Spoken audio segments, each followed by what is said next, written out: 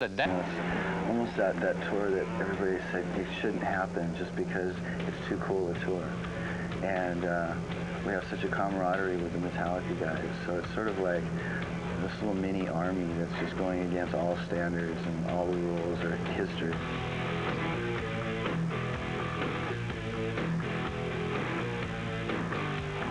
The Guns N' Roses Metallica tour is one of the most anticipated tours of the year. Rarely do two bands this hugely successful tour together. By the end of their 25-show U.S. tour, Guns N' Roses and Metallica will have played to over 800,000 people.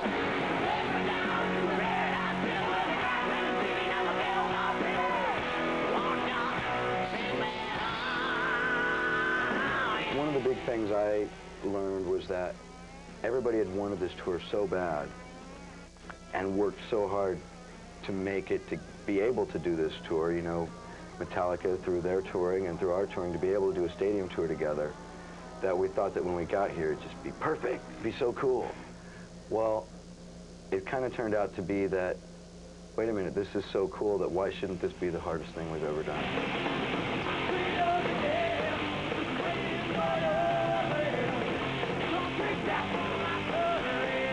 What you basically have out here is you have two full, you know, you have all the steel and all that crap, but you have two bands that have basically each their own production. We have our whole thing with the mirrors and the snake pit and drum kits and flip around everywhere and all that kind of crap. We have a horn section now, and we've had for a while. And another, we have Teddy Andreadas, he plays harmonica and keyboards as well. So we have that. We have backup singers.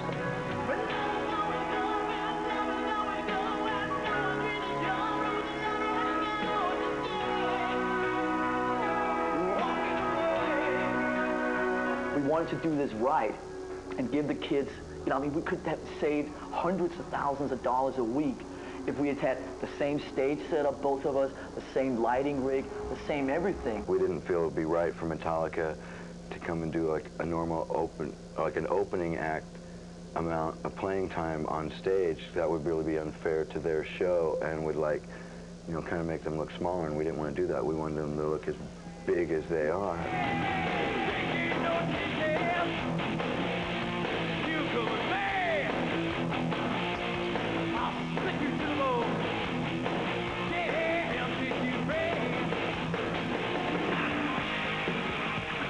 Now I'm on stage with Duff McKagan. It's a couple hours before the show, and Duff's going to take us around back here to show us how this stage set is actually put together. After Metallica goes off, it can take up to about 2 hours for their stage set to be ready.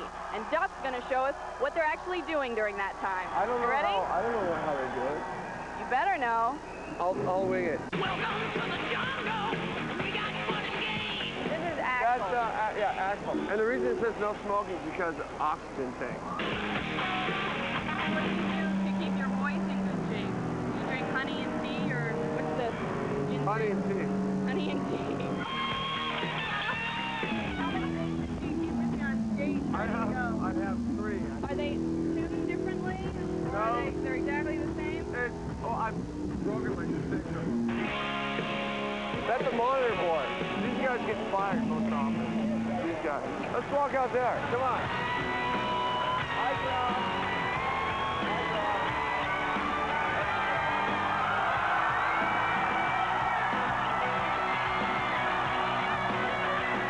I've never done this before.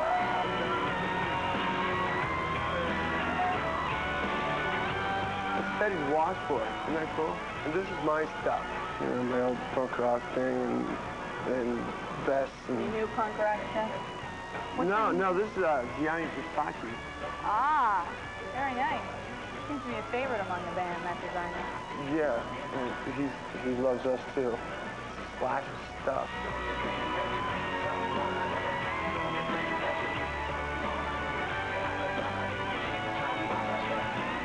Wow, those are really nice. I haven't seen these ones yet. I guess that's when he plays tennis. Slash, I never knew. Okay. What do you do for... Water ski. Water ski? Yeah. Why is that? Have you always water skied, or is this yeah, a I new was thing? like in the, no, I was in like in the competition water skiing. Really? You know, yeah, I used to be really active in sports and you know, I used to play football and some Gold Gloves, boxing, baseball and basketball. Then how'd you end up in a band? How did you have time to learn how to play I don't know. guitar? Help me. I don't know.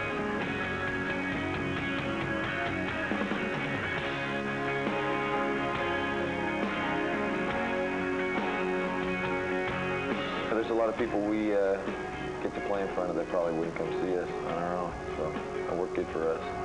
Do you think that a typical Guns fan is someone that also likes Metallica? Probably now, hopefully.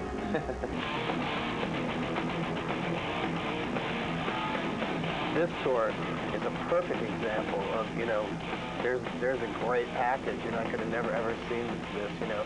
With session or not, nobody's going to miss this.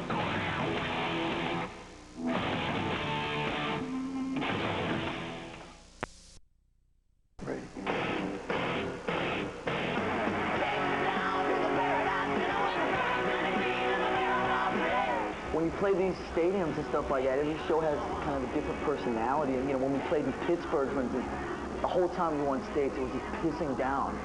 And Raining? yeah, it's raining. And, you know, for like 2.5 hours, you're just out there in these, like, storms and stuff. And it really created, like, a great vibe. New York shows went really good. Why? It just happened, I guess. And when we're on later in the night, you know, when it's all dark, you get to utilize your lights more, and I think we look better in the dark.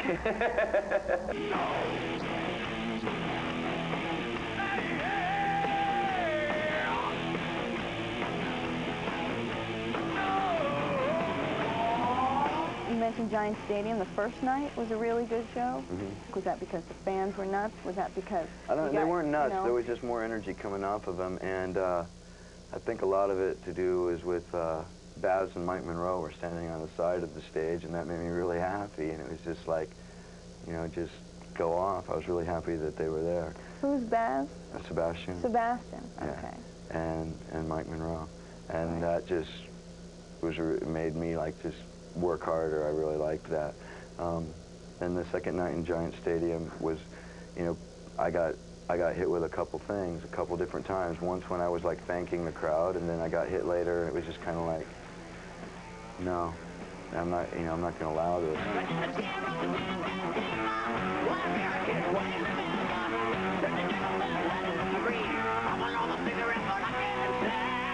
Seems like Guns N' Roses have packed a whole career of controversy into just one tour. The Guns N' Roses Metallica shows have not gone off without a hitch. There have been riots, legal hassles, and technical problems. If you haven't noticed, I ain't playing a guitar tonight. For obvious reasons. Montreal was just really creepy. Nothing against the people in Montreal. We had a great time hanging out there. I think it was the building itself. It was like the first show back after like 4 dates, so Axl had some problems with his throat and so on. So we're back again, Montreal. Everybody was very excited to be back and playing, and for the first hour and 10 minutes or whatever we played, I mean, it was great. It was really good for us. It was looking to be one of the best ones.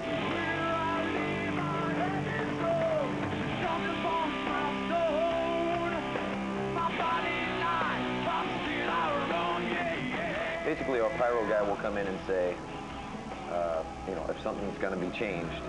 If not, he won't come in there and everything will be the same every night. He came in and said, okay, the fade to black stuff is going to be out on the wings, so don't go out there. I said, okay. But he didn't specify that it was in addition to what's already there. So I walked from the wings right onto where one of them was and just... The last couple seconds before the cue, I knew it was just eerie. I could just tell that he shouldn't be standing where he was standing. And then the flame from hell just comes, like moving down the stage, 8 feet tall, and just completely engulfs him. We got a friend of ours, brought him out from a band called Metal Church. He's filling in for us. I want you to give Mr. John Marshall a hand over here. All right.